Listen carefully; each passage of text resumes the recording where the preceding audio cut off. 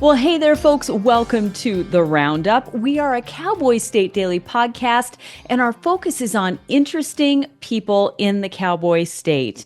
And today's guest is more interesting than even I knew. And I have known this man for 25 years. So this is really going to be a very fun conversation today. First, though, I want to make sure to tell you about another podcast that's really great. If you're a business person in Wyoming, you don't want to miss out on all the great things you'll learn from the Wyoming Business Alliance Business from the Basement podcast. It is just filled with great people and great ideas and great information for anybody who's a business person in the Cowboy State. So the Wyoming Business Alliance Business from the Basement podcast, check it out, but check out ours first. Don't go away, because today's guest, again, like I say, I have known this gentleman since 2001 and a little bit before, when he was the city attorney for the city of Cody.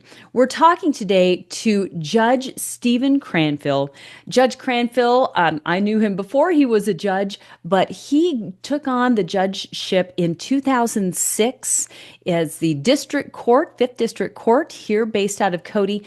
And he's got such an interesting series of stories to tell about how he got to his current position, what he's doing now with the Wyoming Community Foundation. And there's just so many great things that we're going to catch up on today. Judge Cranfill, hello. It's so good to have a conversation with you today. How are you? Thank you, Wendy. I'm just really excited to be part of this, watch what you do with other folks, and so I'm really honored to be part of your collection of interviews. You do great stuff, great stuff. Well, thank you very much. You know, we have collected some great interviews at Cowboy State Daily over the last year and a half that we've been doing these podcasts. But I have to say, I'm not sure that I've talked to anybody who has so many interesting stories that we're going to try to cram into this episode today. Because you and I started talking when we were kind of previewing and kind of going over the information for this. And I'm like, you did that? You did that? Wait a minute, you met who? And just really fun stuff.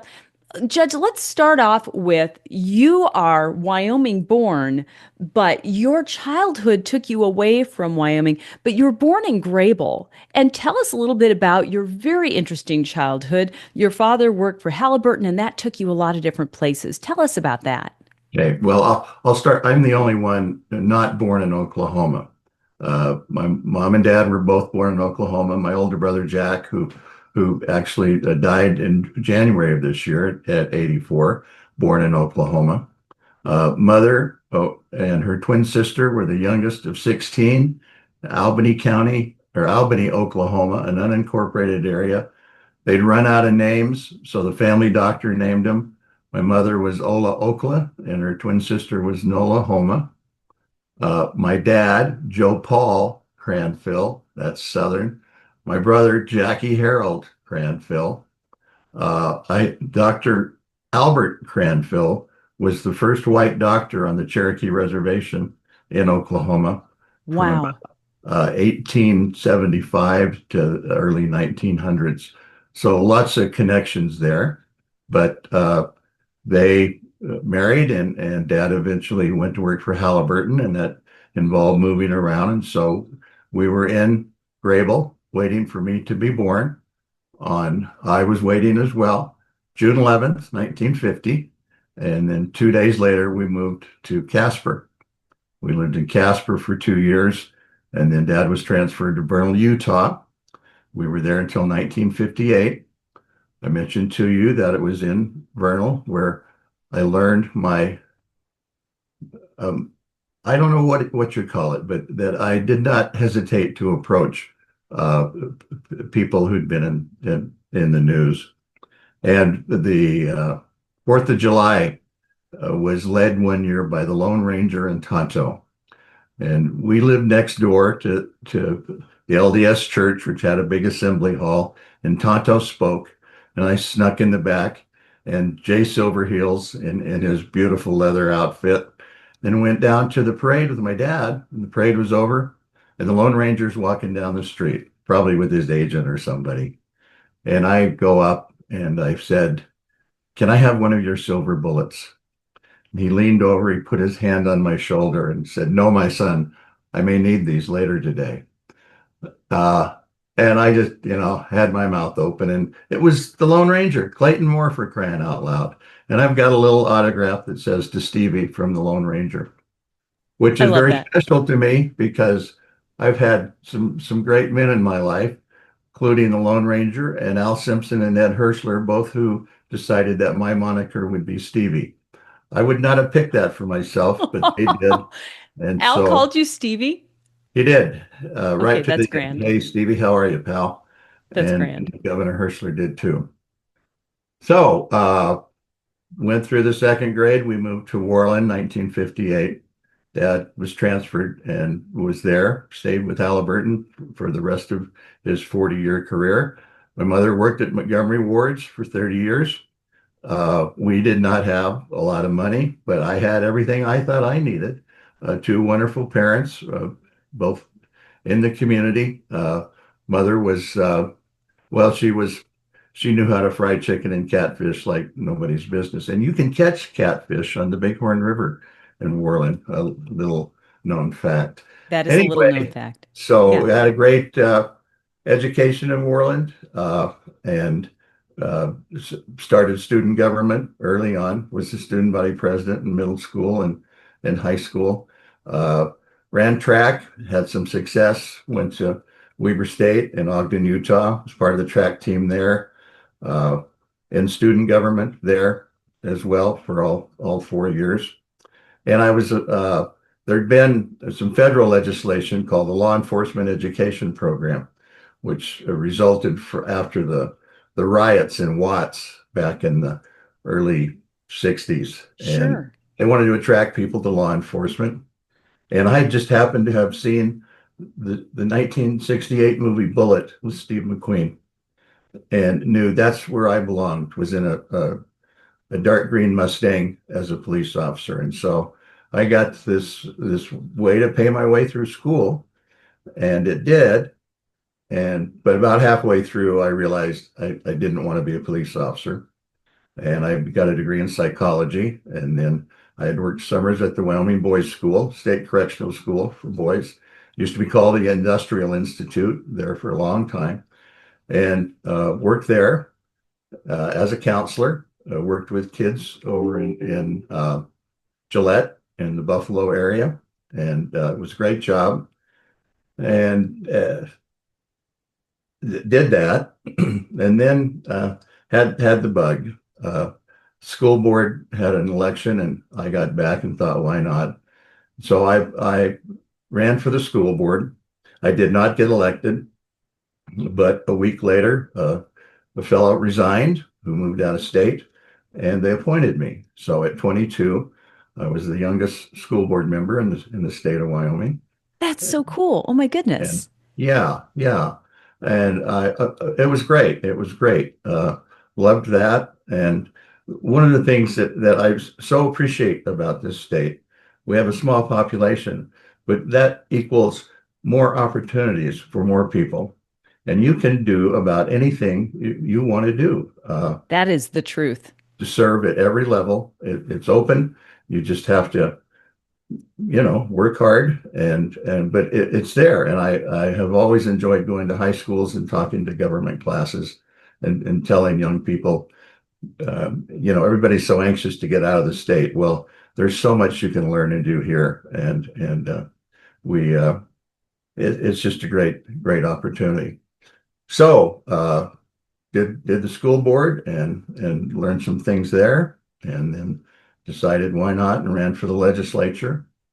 I was a Democrat then because it was Watergate and things were Ah, happening. yes. So, And so I had been an independent. My folks were Republican, but I became a Democrat. And Washtenaw County was about 5-1 Republican. And a wonderful guy, Quig Kelly, who had been in that position. And Quig, I don't think he thought I stood a chance, and he wasn't worried about it. And so I thought, well, that's fine. So I went door to door and got most of the county, and son of a gun, I won. Uh, and Five so, to one Republican to Democrat, and you yeah, won. yeah, And how yeah. old were you at this time? Because you were Oh, I very was young still. 24, Yeah. 24. And we went to Cheyenne, and in the capital, there were two of us, John Vintage from Hudson, myself. John was 2 days younger than I was. And it was the makeup was 32 Republicans, 29 Democrats, and one independent. Bill Holland, a lawyer from Johnson County in Buffalo. So And even, so evenly split in that time. and the Senate was 16-14. And of course, Ed Hirschler, that was his first term as a Democrat governor. And the next term, and I managed to make another term, and the Senate was 15-15. And I want to tell you, the atmosphere was wonderful. It was what it should be. Civility was the watchword of the day. There were big, important issues that were going on. We were uh, exploring severance tax and all those opportunities that could create, and just a lot of things. And uh, that doesn't mean that people didn't have deep beliefs and stood by those, ran on principles. It just meant that once you got to Cheyenne, we'd all been elected to represent a county, but to represent the state of Wyoming. And you worked hard during the day, and people have tempers, sure, but by the end of the day, you were at the hitching post or at Little America for a reception put on by someone, and things were about, hey, how the Cowboys doing this year? It was just a whole different atmosphere, So much one more that I'm very, personal, very fortunate to have been part of. so Uh, much more. You dealt with each other as people rather than an ideology. oh, absolutely, absolutely. And Al Simpson was part of that. He was still in the House, and I was very fortunate to be on the same committee with him, corporations, elections, and political subdivisions. And he worked hard. He worked hard, and there was never every debate ended the same way. With Al would look around, and he sat in the back row, and at 6'7", he would stand up, and he would more or less outline what was before us and what he thought we should do. And as I recall, more times than not, we went with his advice. So he was very sage, and he was a remarkable leader then. And he's often said that he credited his success in the U.S. Senate to his years in the Wyoming legislature. There's a reason Uh, that he was such an icon when he went to Washington, oh, D.C., for sure. absolutely, absolutely. Great man, funny man. And so I did get elected. The second time they came after me. They were upset that this kid got elected, and Stan Hathaway was personally recruiting people to run. And Benny Clark, who's a wonderful sugar beet farmer, Lutheran family, related to half the city. Wonderful families there, the Shermans and on and on. And Benny was selected to run, and I worked extra hard. And then a funny thing happened on election day. I was working for probation and parole as an agent, and there was a bank robbery, Stockrower State Bank. And this man had gone to the Hotel Washkey. He bought a ticket for the noon-bound South bus to Cheyenne, took his briefcase, which was full of adult magazines, locked about 15 people in the vault, and filled that up with money there. And the FBI sent from Riverton, an agent came to negotiate a release.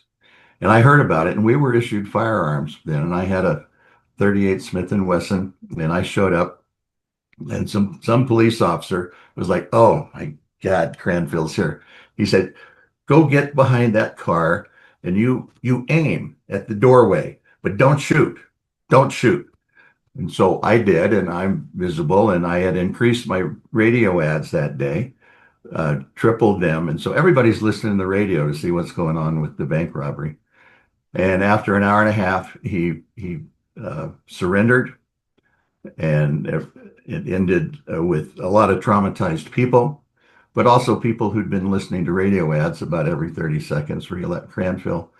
And I won by 69 votes. And so I go back to Cheyenne, and I'm Wow, that's a grand story. Oh my gosh. really tickled. And I think like a week into the session, Senator Taggart from Bighorn County, former Mayor Lovell, and 6'4" and a strikingly handsome man and quite intimidating. And he came over to the House floor and he said, I had the guard go get Cranfill. And he said, Good morning. I said, Senator, how are you? He said, Well, I want you to know my daughter is here working for the Judiciary Committee. And back then, it was you meet for 2 months. And so they hire people from all over the communities to staff the legislature. It's a part-time position. And his daughter, Dana, had graduated from Utah State and wanted something to do. So she's working for Ross Copenhaver, who was the chairman of the Judiciary Committee. And we met, and a lot of social stuff going on. Anyway, we met, we got engaged in a week. In And a then week, back in a up. week, You got engaged in a week. we did, yeah. And then got married 5 weeks later in the Rotunda of the Capitol, February 27th, 1977. But that's a great story. How is it that you could secure getting married in the Capitol Rotunda? That's not something that usually happens. Well, Dick Cedar, a Democrat who owned the Colonial Lounge in Casper, that was Cal's best friend. That was another byproduct. And my best friend was Pat Meenan, Republican chairman of our committee from Casper. And Cedar knew the governor very well. And he just said, we're going to have a wedding and we're going to do it in the Capitol. And I didn't have anything to do with it. Those guys took over. He went to the governor, and the governor said, fine, that's great. And they borrowed the state seal from the entry to the governor's mansion. They put that in the rotunda of the Capitol. We were supposed to be married the day after the session ended, but there was a computer failure. So we had a session on a Saturday, and then Sunday, our wedding. And then folks returned to the Capitol on Monday to end the session. But we had a 12 o'clock wedding, about 350, 400 people in the Capitol. The engineers were concerned because there hadn't been that many people there in a long time, and they thought the second floor might collapse. But it didn't. And Roger McDaniel was the best man. Warren Morton, who was the majority floor leader, Republican, he read the lesson. It was an Episcopal wedding. The Dana's church, they prefer not to have weddings on Sundays. So I was Episcopalian, and Gene Todd performed the service. And what's so not ironic, but just so I don't know what the word is, Wendy, but I was just recently there to honor Al, and he Yes. lied in state in the Kind of rotunda. full circle. Yeah. And his coffin was exactly in the same place where Dana and I were married some 48 years ago. How And meaningful of is course, that? he went to the wedding. He didn't want to go. He had tickets for a basketball game with the Boston Celtics and the Denver Nuggets. And and beautiful Anne, of course, said, Alan, you're going to the wedding. And he did. And we were great friends for many, many years. So anyway, we had a wedding. We went out, and there was a carriage, and we went down Central Avenue and went to the hitch, and a beautiful reception at the hitching post before its demise. And there you go. There you You go. have seen so many interesting, memorable points of Wyoming state history. You've met so many interesting people and been friends with so many interesting people throughout your career as a legislator, as an attorney. But let's go to that next step because you went to the legislature before you had any legal training. And what changed your career direction, your career trajectory after being at the legislature? Well, I, and I shouldn't start sentences with well, because in the sixth grade, Patty Sutzelier, our great teacher, said, I'm going to teach you, I'm going to improve your penmanship, and you're going to be ladies and gentlemen, We always had to go open the doors up for the girls at recess and help them with their coats off and on. But she also had a well chart.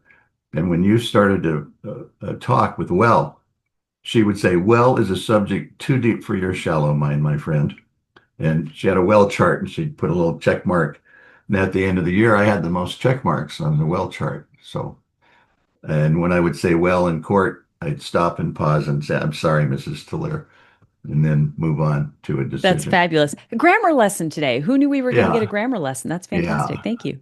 So I don't know how that came up, but I had always been, eh, well, there we go again. I lived next door to Judge Harkins. I used to mow his yard. And growing up, I became friends with Judge Jaffe, Hal Jaffe, both incredible men, very, very different. Harkins was 5'5" and 120 pounds, and he was a halfback for the University of Wyoming. And he was a tough little nut, and he encouraged me to do it. And he said, to be a good judge, there's only one thing you've got to do. You just got to put your glasses down and fold your arms. And if you can do that, you can be a judge. And I'll tell you a side story about that. So I did, and Judge Jaffe and I played tennis together, and I admired and respected him, and I decided, this is really what I want to do. And So so, you went into the legal field with the intention and the purpose of at some point becoming a judge, not for the not purpose not of being an attorney, but to be a judge well, not eventually. necessarily. Okay. I didn't know what I was going to do, really. I went to the University of the Pacific, which is located in Sacramento, California. The insurance company that Cal worked for, and I worked for him for a couple of years, Cal Western Life. It's where their home office was. And I met a lot of people who had gone to McGeorge.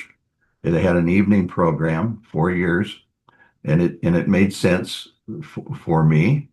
And so I did that. And Dana worked for a law firm. And then I went to work for a law firm that did lobbying, a small firm. And so became a lobbyist. And I'm going to school at night. And there were legislators in my class. The eventual Attorney General, Bill Lockyer, for many years, was in my first criminal law class. And it was a wonderful atmosphere. Sacramento was kind of a small town still at that point, and McGeorge was not that big. And it was really quite a lovely situation. We were both making money, and it was Starting fun. off well. We had a Starting grand off well. time. And Yes. so I worked for this law firm and got to experience the California legislature, which is nothing like the Wyoming legislature. Full time, obviously, and much larger, and lots of serious issues, but a wonderful opportunity. And had the chance to be part of a lobbying team that got the first prescribing authority for physician assistants in the United States. No kidding. That's the very first The opportunity very for first one. physician's assistants to prescribe medication was Correct. because of something that you worked on. Correct. Correct. I was a Wow. small part of it, but I was there. I was there. And I had mentioned to you that fundraising is obviously a big part of the legislature. And so we were invited to do lots of things. And the Assembly Health Committee was the focus of our efforts. And Tom Hayden was a member of the Assembly Health Committee who'd had a rather distinct background and had been involved in a lot of things. But here he was, a member of the California Assembly. And he had a little riverboat thing, and I went down in the boat, and there was his wife, Mrs. Hayden, who happened to be Jane Fonda. And Oh, uh, wow. stunningly beautiful woman and really intelligent and very had quite a remarkable life, still has, but of her own. Uh, the PBS is doing some stuff now, and they describe her as the most loved and hated woman at the same time. But her participation and being vocal about the Vietnam Right. and anything. But anyway, we had just adopted Megan, our first daughter, May 1st, 1984, and I'm at this reception, and I said I can't stay very long. We've got a new baby at home, and her sister had just adopted a child, and so there I am talking to Jane Fonda of all people about adoption. not about her husband or what a great legislator he is, about adoption. And it was a one-on-one experience. And I saw her several other times, and she was very gracious. And so, yeah, that's what happens in Sacramento. I got on an elevator. I'm the only one on with Ed Asner, Lou Grant. And he was there to lobby for somebody. And I stuck my hand out and said, Lou, how are you? How are you, buddy? Good, good, good. And you never knew who you were going to meet. You We have saw another great story about more people. You've got another story to tell. Go for it. which one is that? Oh, I want you to talk about the time that you met a very certain leader of a terrorist organization. Oh, yeah. Yeah.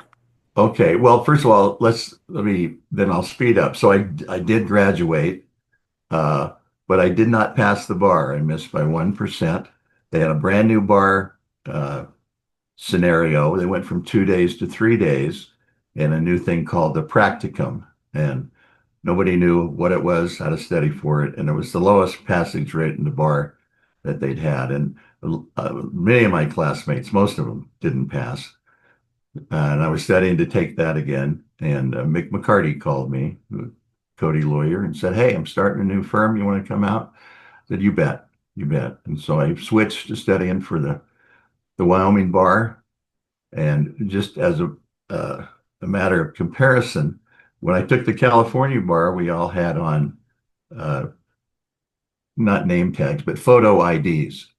And there were armed guards in all the restrooms. They wanted to make sure you didn't have access to any notes or anything. There were 3,000 people at McGeorge that day taking the bar, and serious, serious stuff. So I only had to take the essay part again. So I'm studying to take that. I show up in Laramie. There are like 25 of us, and a guy's down in the beginning, and he's reading the book, and he's, "Okay, get started." And an hour and a half later, I'm done, and just go down and hand him my tests and walk out. No guards, no photo IDs. They called me in a week. You made it. You made it. So, yes. Wow. So So March, that's what got you back to Wyoming then right, right. was just Mick McCarty saying, "Hey, why don't you come join my law firm and then you can pass the bar here." Yeah. So March 15th, 1985, we arrived in Cody. And so I was in private practice for 21 years and then got appointed as a judge for 11 years. And Dana's mom and dad were in Lovell then. And uh, we started a series of cruises. Dana's dad had a bad back. And so that was easy way to have the family travel. And so we're going to, this is like late 90s, early 2000. We're going to fly to Barcelona and then cruise to Lisbon, Portugal. And this sweet little girl that we had on May the 1st became a Chicago Bull fan. Meg, Oh. she loved Michael Jordan and she had her Michael Jordan CD player. And anyway, we're walking down the Salt Lake Airport at 6 in the morning, and I look over at the phone bank and there's Phil Jackson, coach of the Bulls, and he's going to it's in the paper. He's going to LA to interview to be with the Lakers, and he's on the phone. And I go over and kind of say something to him, and he's, I'm busy. I'm busy. So I tell Megan, and she's got to see him. So we go back. It's the same thing. He I think he signed her CD, but he didn't say anything to her. And we were disappointed with that, and we left. And we saw that night on TV that he'd signed for $35 million because he was so personable to all of his players. Oh, that's the reason. That's one of the things that they said is that he's just Yeah, such a personable yeah. guy, and yet to you guys, he was so not. He was not. And so anyway, we go on this extraordinary trip, and we end up in Lisbon, and we're in a great hotel. We're going to fly home the next day. And then Megan and I go downstairs in the elevator. There are like three elevators, and ding, ding, ding, ding. And we step off and we look right to our left. There's Yasser Arafat. And he stops. "Hi, how are you? How are you? How are you?" And we're good. We're good. How are you? "Oh, good." And we found out he's having dinner with the King of Portugal. And he had his Whoa. headgear on and everything. And And I just said to Macy, boy, or to Megan, I'm sorry. Macy is Megan's daughter, who we adopted. And so we have a 20-year-old on college break here. Anyway, I said, extraordinary. You never know who you're going to meet or how they're going to act.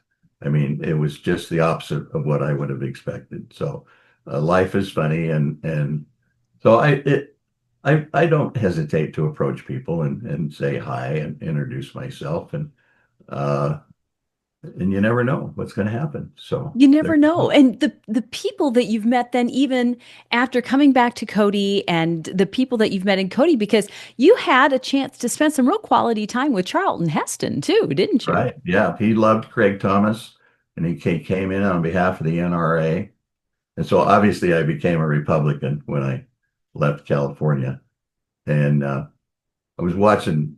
Now I won't go into that. Anyway, we wanted to have a reception, not a reception, but a rally at City Park. And so that required the approval of the city council, that amphitheater. And so I went before the city council to say, we're going to really take care of it. And if there's any chariot marks left over, we'll reseed those and take care of them. But Ben-Hur, not often do you get to meet Ben-Hur and Moses. And I spent about 6 hours with him. Very gracious man, loved Wyoming, loved what it was all about. We gave him a peace pipe from the museum that we'd purchased. I remember he watched Joe Kellerby sing the national anthem, and he teared up. He said, "You just don't hear that kind of music everywhere." And you remember Joe and the great Rotary Oh, shows, and absolutely. I went to church wonderful with it Joe was. too. And so, Yeah, yeah, yeah. So, and that was Charlton Heston just popping into Cody, and so I that's don't know. I've been a really lucky guy to meet meet lots of folks, and there are a lot of wonderful people out there. And there are. don't ever hesitate to go talk to anybody. Uh, I'm with you on that one. That's great. Steve, let's pivot now to your career here in Cody. After you had been in private practice for so long, in 2006, the district bench, the Fifth District Court bench came open, and you were appointed to fill that. Tell us about the things that you saw and the way that your years on the bench affected you, and the real interesting cases that you had there, your experience there. I know that you did some naturalization ceremonies, which were really meaningful, but tell us about your time on the bench. well, I will. Well, damn it, I've got to stop saying that. Pardon my language. I was on the Northwest College board and was chairman of the board and had when I got appointed. And so in that transition, we built a new dorm, and the old one had been named after Jim Bridger Hall. And I'm shaving the morning of a board meeting, thinking to myself, Jim Bridger was a remarkable man, but what did he do for Northwest College? And there was silence. And of course, I'm looking at myself in the mirror. And I thought of Al. I thought, what did Al do? And Al was a former trustee, and Al did a lot, and Ann did a lot. And I thought that this we should do this. And so it's Ann and Al Simpson or Simpson Hall in honor of Alan and Ann Simpson. They were very touched by it, and we had a groundbreaking.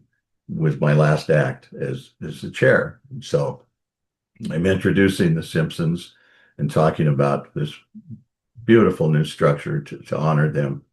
And as I do, I teared up. And then as I do, I tried to be cute. I said, I'm not going to cry when I'm a judge. And Al says without hesitation, no, but we will. Okay, that's Uh, Al. Okay. that's Al. Uh, so I became judge, and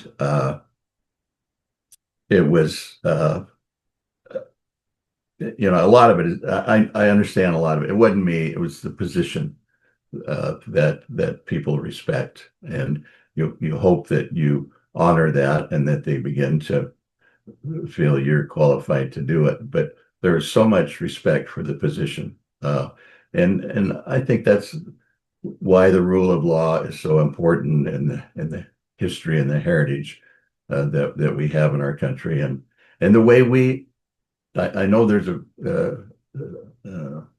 I don't know if there's introduced legislation, but there's a lot of talk about how we select judges. And we adopted the Missouri plan years ago, so that a judge applies, or an applicant, a wannabe judge applies, it goes through a committee, they select individuals, and then we have a committee that consists of 3 lawyers, 3 lay people, and the Chief Justice of the Supreme Court. They do the interviews, and then they narrow that down to 3 people. They give it to the governor, and the governor makes a selection. And then you are retained by a public vote. And I think it's a great process. We don't spend money on elections, because when you spend money, 9 times out of 10, it's not your own. You don't have that kind of money, and so you get it from groups who are interested in certain things, and there's an attachment, and we don't have that. And I think it's a great process. And you are reviewed every so many years, and either up or down retention. So it's a great process, and I hope we keep it. So that's one thing I learned in particular is really how people feel about the judiciary, and there's a lot of respect there. I loved doing jury trials, and going back talking to jurors afterwards. They're so involved, and they believe in the system, and they took this responsibility with great enthusiasm and fear. A lot of times you don't want to do the wrong thing, but they respect it, and they love it. And so that was a great opportunity. And we are confined in so many ways about how we can operate, but in so many ways we're not. And like with adoptions, our adoption of Megan in California was really quite sterile. We were in a judge's office. He signed a document. I don't even think we made eye contact, and we were out of there. And that's just wrong. That's just wrong. And so I always made a habit of getting a selection of, most of these are kids, and kids like animals, stuffed animals. And so I bought those by the dozen and would give them an opportunity to take what they wanted. If they were old enough, I would have them actually sign the document. I'll never forget when we adopted Macy. They had a lot of people there, and she said, "Papa, the judge wants me to sign, but I can't do cursive." And I said, "That's okay, honey, you can print it." And so she did. And so I still get letters today from people who want me to know about their children, and share their success and appreciated what we did.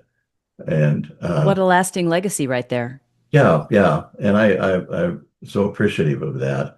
And between adoptions and the naturalization, that was decided by the people in Denver. And I don't know why they picked Cody, but they did, and I'm grateful. So I did about 30 of them. And so I think I probably did, 300-400 people throughout my time, and always picked a different speaker and tried to do something meaningful for them. I was thinking just the other day, I'm sure you remember in our parades, our 4th of July parades, we had the fellow who was actually at the museum, I think, walk on stilts and wore Yes. the Uncle Sam outfit. Yes, absolutely. Mm-hmm. So we had, I don't know, 15, 20 people who from all different countries. Uh, and I had Uncle Sam stashed in the hallway. So traditionally we'd have a speaker, and then I'd swear them in and allow them to speak, and then we'd celebrate. So after they had all spoken, I said, "I have a special guest for you." I went around the corner and brought out Uncle Sam, who, is 7'8" on these stilts. And there was a small, tiny Asian woman who just broke into tears. "Uncle Sam, Uncle Sam." It was very touching to That's them. awesome. Oh, my word. So instead of just signing the document and saying, "Hey, you're now an American," uh, I You think wanted it's to a make it cause for special. celebration.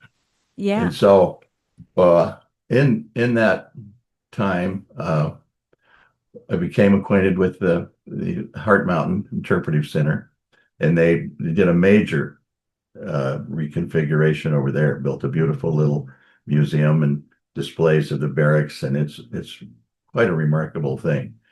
And met Norm Mineta, who was a good friend of Al's, and actually met Tom Brokaw, who was there many times to watch.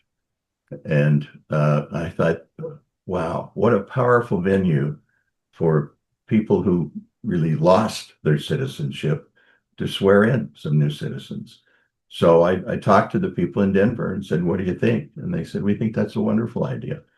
So My Al and goodness. Brother Pete and Shirley Higuchi, who's the chairman of the foundation out there, spoke, and had PBS came and filmed it, and had the high school band there, Larry Maneri and his folks, and I don't know, 150 people or so, and about a dozen new citizens.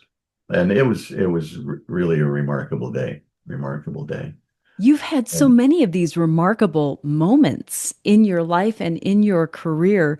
What to you, Judge, stands out? Is there anything that stands out kind of head and shoulders above all of this? Because you've got all of these amazing high points and really colorful moments in your life. Is there anything that kind of stands out above everything else? no, not really. They're all just great. They're all great. It would be hard to pick one out. I know I learned towards the end when I decided it's time. We lived 5 minutes from the courthouse, so I'd come home for lunch every day, and I'd have a sandwich, and I'm sorry to say it, get in front of the TV and take a 10-minute nap, and then go back to work. And so I'm watching the end of uh, In Cold Blood. Really great movie to watch while you're home for lunch, and I'm watching this one segment about one of the accused talking to his lawyer about what they did, and of course it was an awful, awful crime, and I'm thinking to myself, that is it's uh, just an unspeakable act.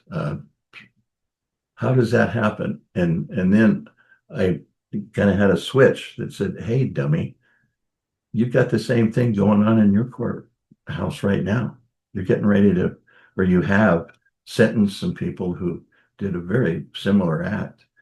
And I realized that I had really compartmentalized a lot of the real ugly drama in a lot of crimes to the back of my head, with the focus being, but my job is to make sure that this process is conducted in a fair and an objective manner, being very sensitive to, you not only have the families of the victims, but you've got the families of the accused who are going through a lot of trauma themselves. And so to try and just be respectful of the group, and to maintain the dignity in the courtroom, and to respect that.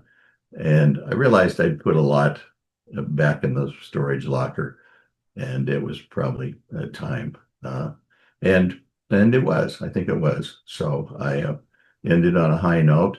Uh, Towards the end, we did the final naturalization ceremony. We did at the Veterans Park out by the airport. Oh, love it. And it was I think it was around this time, and I can't remember, the whole federal delegation was there for another reason, but there was a flyover at noon. And so, of course, I let the newly naturalized citizens know that I had arranged that for them, to honor them, that we had this Oh, of flyover. course. And then we had a remarkable speaker, a fresh-faced young guy who had been in the state treasurer's office. I think his name is Gordon, maybe Mark, and he came and spoke, and delivered a wonderful welcoming to the new citizens. And so there you What a go. great, great way to Now, now, end but that but, career. But but you're I'm not done. I'm You're not not done done. with your work. No, you've kind of switched to another focus, which is the Wyoming Community Foundation. And you No, are, no, no, no, no. Wait a minute, Wendy. oh, Before we you get got to that, I'm before back we, on the bench. oh, The drug Supreme court. Drug Court, right? Yes. I've had about Yeah. 6 months now. In fact, I'm getting after we're done here today. I'm going to go to a staffing, and then we'll conduct a review tomorrow. So I've done that for about 6 months, and it's not been a lot of time, but it's all really powerful, sensitive time. 30 folks or so, uh, and I had run the drug court before when I was in the district court, and so it's been great. And part of that has been we lost Megan, our daughter, to addiction, and so I come with some credentials that I didn't have before, that I wouldn't necessarily really. I don't want them, but I got them, and people understand that, and so I think there's a little different feeling between me and a lot of those folks now, understanding that. And I before I get to foundation, I did want to say one thing about that, if I could. Uh, Please, yes. I learned she died of addiction, and she had had some 20 years of really awful struggle. She was a had a beautiful life growing up, a gifted athlete, great sense of humor, and I don't know what happened. I don't know what happened, but I do know that I made it a goal of mine to share some of that process.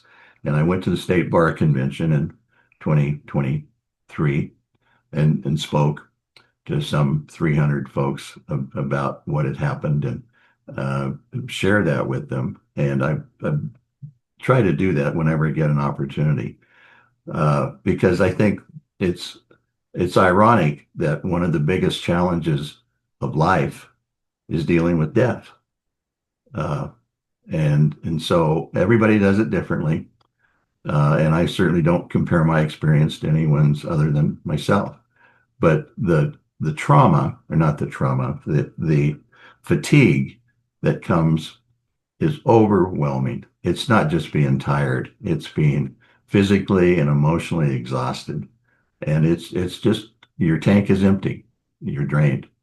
And at some point, I knew I got to get some help. I really do. I need to. And, as a judge, hell, I appointed people into counseling. I don't need to do this. Well, I did. And so I got some help through a physician. I got some medication that was like a month-long thing, but it helped. I got I had a sleep study because I wasn't sleeping, and got a CPAP. So I'm getting some rest. And I've got a professional counselor. And it was a really a good experience for me to be able to just sit down and open up with someone about everything. And I've learned that lawyers are the worst about thinking that I can guide myself through this crisis. Well, if you can, okay, but if you can't, get some help. It's out there, it's available, and it'll work. It'll work. But understand that I thought after a year, okay, this is going to be, well, it's not. After a year, the clouds have dissipated, and you relive the whole thing with a clear head, and which is really worse than the first time. And so we're coming up on 3 years, and we're doing better. We're doing better. But thank you for that. And Oh, thank you sure, for letting us know that this is something that it doesn't matter what your station in life or what your status or what your career is, things like this will touch you. sure. And to get help is so, so important if you need it. Hmm. So if you're out there, you need give me a call if you want to talk about something. The Wyoming Community Foundation. Uh, I am finishing my second 3-year term as a 2-year term as chair. It's been one of the great thrills of my life. It's a beautiful board. There's no drama, there's no personal agenda. There's just meaningful dialogue about who needs help and how do we do it. This group has been around for 35 years. They've put $120 million back in nonprofits throughout the state. Wow. We've got 6 regional boards, 4 advisory boards. Our board is 17. We've got a staff of some 21 in Laramie and in Casper. And the real thing that we get to do is help other nonprofits find their way. There's so many people that have a great idea. They get a lawyer, they get a 501c3. Okay, what do we do now? And How do we get that money? How do we actually put that money to work? well, one thing you can do is invest it, or not invest it, you deposit it with us because we can give you access to a return on some of those funds that you would never get just being a small beginning nonprofit. And so we help 400 funds that people throughout the state have created to honor someone, and we manage those funds. And we've helped a lot of other nonprofits throughout the state. So it's a remarkable, remarkable group. And How we're did you get meeting. associated with them? Oh, a friend of Dana's, her husband was on the board, and they knew I had retired and thought I might be interested. And by golly, I was. And so it's been a great thrill for me. And you have to get off after 6 years. I think term limits is a good thing. You need any board, you got to show up and then you got to leave when it's time to leave and let somebody else have the opportunity. But ours will welcome you back after you've had a little time off if you want to do that. I don't know if I'll do that. I'll be 75 in a couple of weeks, and I think I'm just going to celebrate what I've done and then see what happens after that. You going to go cruising like your family did with Cal? I'm going to go fly fishing. Uh, Oh, okay. so Perfect. I don't know that we will. I don't know. We'll see. We'll see. This is the first time we've really had an empty nest ever, ever. So it's a So whole new experience. And our daughter Laura is here she has 3 beautiful children, and she has, God love her, she's dealt with some addiction of her own and beat it back. Ran in the New York Marathon last fall, and oh she's my goodness. getting ready to run in the Chicago Marathon. So she's found a way through exercise to really vent a lot, and a great mom, and we're very proud of her. And Macy, who I said was Megan's daughter, that we adopted when she was 9, and she's just finished her freshman year up at Rocky and doing well. So we've got a lot to celebrate around here. Time to focus on family after what an amazing career and so many people that you have touched that you have been involved with their own growth. Um, Judge Cranfill, this has just been a fantastic conversation, and I'm so glad that we got a chance to do this and to bring your story forward. I mean, like say, you and I have known each other since you were the city attorney back in 2001 at the city of Cody, and I was working at the city in the municipal court there as the municipal court clerk. So to be able to have this conversation, I learned so much that I've just never known about you. So this has been great. And thank you for all that you've done for all the people in the naturalization ceremonies, through adoptions, through all of these different methods. We're so grateful to have you as part of our Wyoming story. So we're so Well, I glad to hope it's have you. not over yet. Uh, No, not at all. Not at all. You're still so, out there. You're still doing things with well, the thank Cowboy you, thank Foundation. you. You've had a remarkable little stint yourself, young lady, and I'm really proud to know you and see what you have done.